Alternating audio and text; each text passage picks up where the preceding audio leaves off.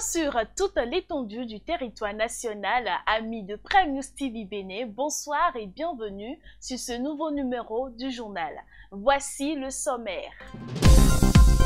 Affaire Frère Rouvi, le procureur de la République du tribunal de Lomé rompt le silence à travers un communiqué cité dans le journal du 13h du dimanche 25 août 2024.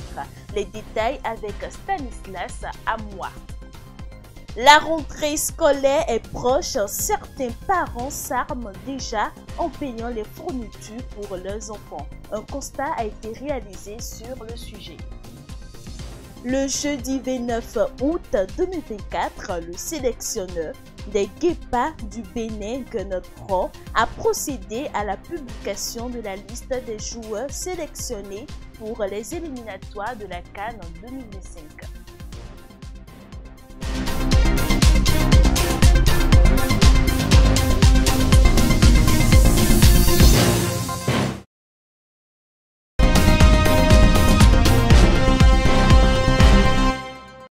La justice togolaise a émis des mandats d'arrêt contre 4 Béninois soupçonnés d'avoir opéré l'enlèvement de Steve Amoussou à Lomé. Le sujet a été abordé sur l'émission Décryptage de Stanislas Amoua, où son invité Julio Tometti, juriste, fait une analyse sur le communiqué du parquet togolais. Suivez.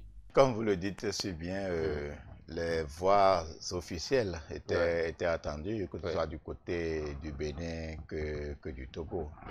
Heureusement, celle togolaise, comment dire, s'est fait entendre hier. Et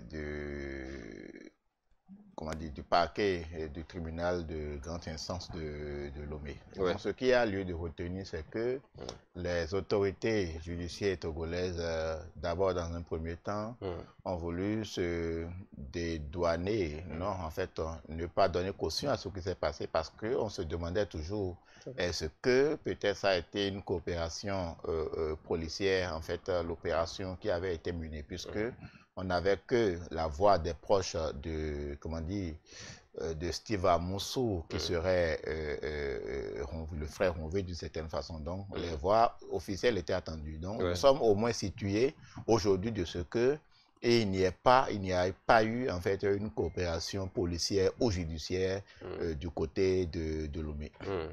Maintenant, quant à la forme, s'il n'y a pas eu une coopération, ça veut dire d'une manière ou d'une autre, en droit international, il y a eu violation en fait de l'espace terrestre togolais et par ricochet en fait la commission d'une infraction, comme ça a été dit dans le communiqué, en fait c'est l'infraction d'enlèvement et de séquestration. Selon le calendrier académique 2025, la rentrée débute ce 16 septembre 2024.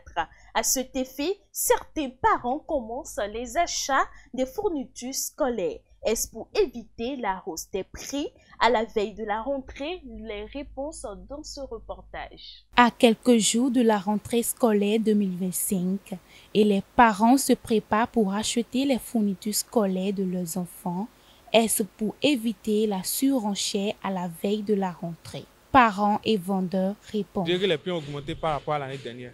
Parce que les parents, quand ils viennent, quand on leur dit les prix auxquels nous fondons les fournitures, ils se plaignent. 100 pages maintenant, on leur dit 1300. Mais ils veulent qu'on les vende ça à 1100 francs. Au début de la rentrée, les prix vont augmenter. Parce que là maintenant, il n'y a pas encore de personnes qui viennent acheter.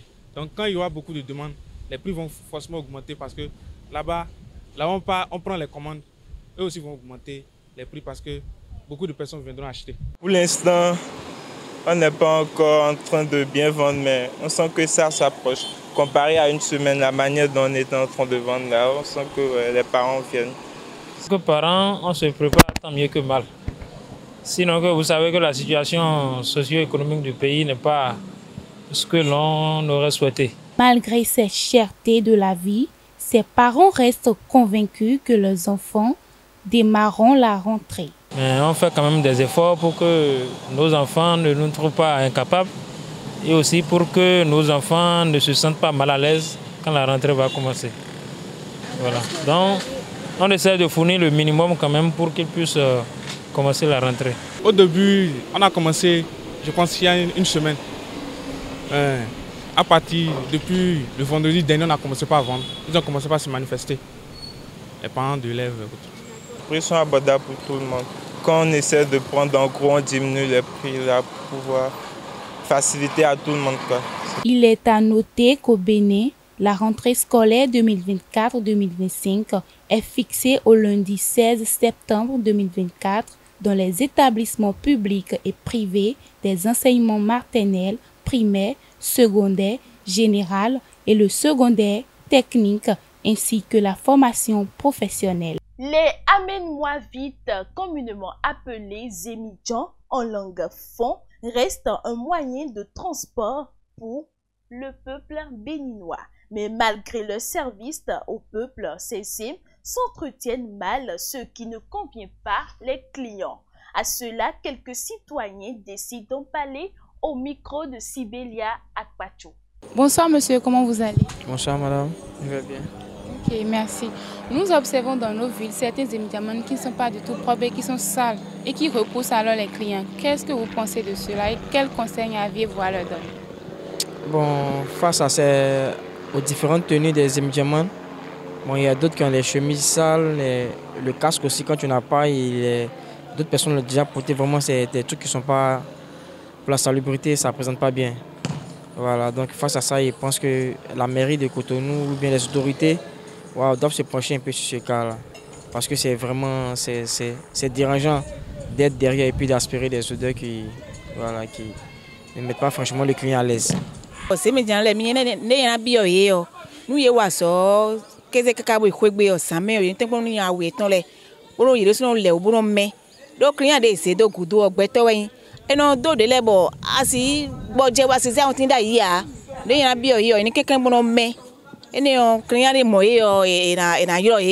Je pense que ça, c'est pas une bonne habitude. Il est préférable que tout travail, malgré son travail, puisse prendre soin de son corps parce qu'on dit tout, et il n'y a pas un petit métier. Donc même si le travail qu'il fait ne lui permet pas d'avoir assez de moyens, au moins il est normal de prendre soin de son travail. Mais également il y a aussi, à mon niveau, je pense qu'il y a deux cas. Le premier cas, il y a ceux qui n'ont rien, donc à cause de leur situation financière, ils n'arrivent pas à avoir un habit de bonne qualité.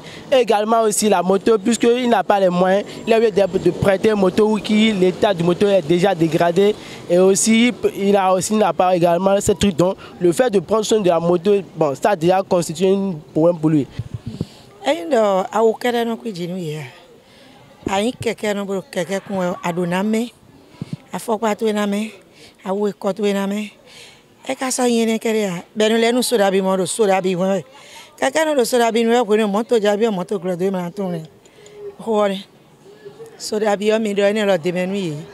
Bon, il y a un gars pour me faire une infection d'homme, mais mes clients les dit. Oh, nous d'abord mais c'est tout rogi bo, mais cambio to. Madame ponte au repos, nous t'en à papa, bon j'ai fait jouer ça, bon j'ai toc pas si, nous j'ai toc pas Saint-Michel enfin, bon yo c'est mis en repos. Ma singanote, à pas donc. Nto jodo we do nwande nwere we so e ma jero client ni keke don di anyway awego so yo devo bo he we do ko mbon he den he no kas de exam we so won de chin so we kas ro we o den debo na mi suru so we o na mi suru pas possible awuro we so awure te do so awuro me awuro ni ndin na do fun inu buru ba ire le inu wi ba ire ko to e me de no tintin do amna do ali pa san ku re o le ya ye ko etan gbe ina yi asi etan de bo na nduru fi pa se bo yon tintin do mna do ali pa tro to ato ene ma bejo gberi ba ire sinsan me bejo gberi ba sinsan. Beaucoup font de rêves qu'ils oublient une fois au réveil. Quelle signification peut-on donner à cela? Les réponses sont dans cet élément de Rosine Secho qui a recueilli les explications du prophète Constant Roussa. On l'écoute. Déjà, on doit le définir comme étant une suite d'événements psychiques vécus dans le mental pendant le sommeil. Et c'est un fait inhérent à plusieurs espèces animales et qui vivent un certain nombre de choses, mais dans leur mental. Voilà donc la définition du rêve. Maintenant, sur le plan spirituel, et les religieux, non, qui sont religieux, et tout croyant ou non, doit pouvoir retenir que le rêve est porteur, tout rêve est porteur de messages. Que nous parlons de rêve oublié, nous allons d'abord savoir que c'est un fait, c'est des faits que nous avons vécus. Mais au petit matin, on a tendance à oublier. Maintenant, je vais vous expliquer d'abord ce qui se passe d'abord au niveau des rêves oubliés. C'est d'abord un message, tout rêve oublié porte un message très important. Maintenant, tout est une question dans la vie de niveau spirituel. Lorsque on sent que vous êtes faible sur le plan spirituel, des gens peuvent vous faire vivre des choses en esprit, mais vont les effacer de votre mémoire. Donc, généralement, les rêves oubliés sont les rêves les plus importants. Je m'en réfère à la Bible, nous sommes dans Daniel 2, vous allez constater que le roi Nebuchadnezzar a eu un songe. Il a eu un songe qu'il a oublié totalement, il ne s'en est pas rappelé. Il a appelé les satrapes, il leur a dit, expliquez-moi le songe. Je veux que vous me donniez d'abord le songe et que vous puissiez en plus l'explication.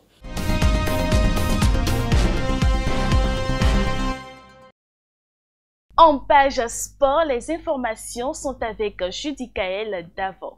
2 semaines après les Jeux Olympiques, la cérémonie d'ouverture des Jeux Paralympiques de Paris 2024 s'est déroulée le mercredi 28 août 2024 entre l'avenue des Champs-Élysées et la place de la Concorde. À ce grand rendez-vous sportif, 2 athlètes béninois défendront les couleurs nationales. Il s'agit de Faisal Atiba et Marina Hundalouan qui sont respectivement spécialistes du sprint 100 mètres et du lancer de poids. Massime Lopez signe au Paris FC. C'est le transfert surprise de l'été en Ligue 2. Le Paris FC a réussi l'exploit de recruter l'ancien Marseillais Massime Lopez.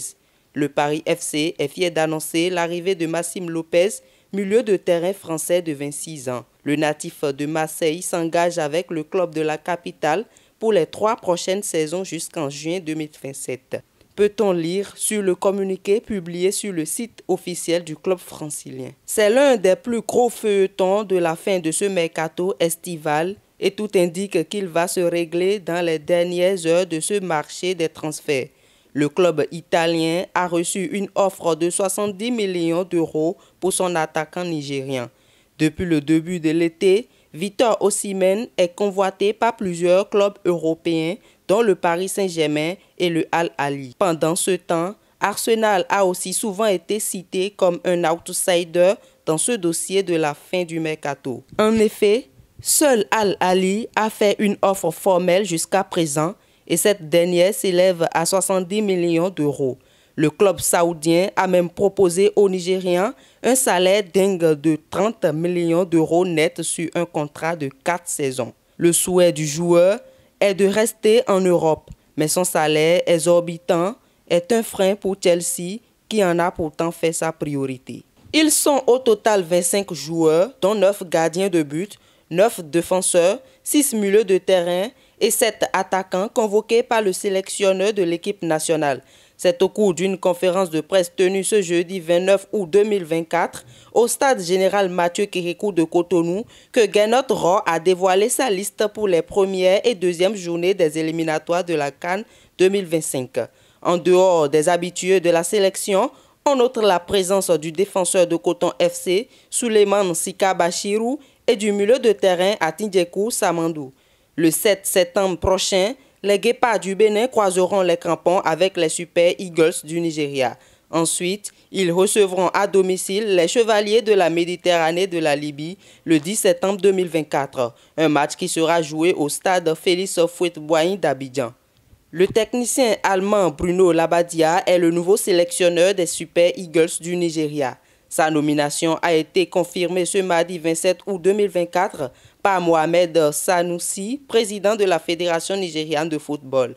Ainsi nommé en remplacement de Georges Finidi, le nouveau coach a pour mission principale de qualifier le Nigeria à la Coupe d'Afrique des Nations Maroc 2025 et à la Coupe du Monde 2026. Stop et fin de cette édition du journal. Merci de nous avoir suivis et à très bientôt.